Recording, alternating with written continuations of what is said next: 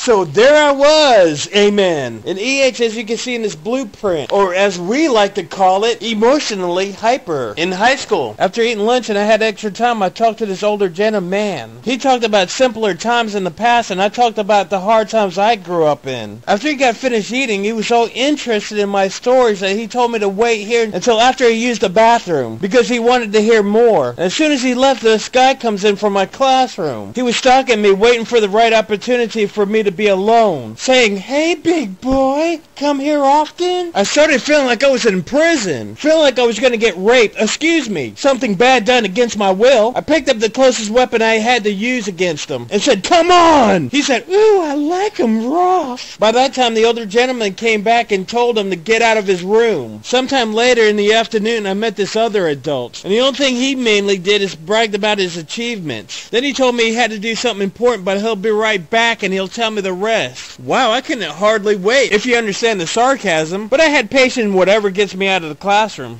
And that's when this big redneck Bubba came in, talking about, "We meet again, big boy, wink." He winked at me, and I felt trapped in the small room. He came up and grabbed me, and I pushed him down as I tripped him. Then I screamed, "Get up!" He said, "No, come down here to join me." I said, "Get up and fight!" He said, "Why don't you come down here and wrestle with me instead?" I said, "Get up and fight like a real man!" The teachers and other grown-ups heard us and came in and broke it up. Shortly after that, I seen him by himself through this glass window of the door, and thought, this time it's my turn to do something to him. He winked at me, I slammed open the door, and I tackled them like I was in football. And after I did this, I heard, "David!" Then my teacher, Miss Silcox, and my teacher aide, Miss Snelling, both explained to me that him and his friend did the same thing to this other guy in the bathroom that he tried to do to me, but his friend is the only one that got caught and got kicked out. So you need to stay away from him. And I was thinking, oh great, now you tell me? And then when he came back, he said, "I'm not going to bother with you no more because you're too hard to get. But if you want that fight, let's go outside." And as soon as I went out to the hallway, he shamed me by closing the door and locking it behind me.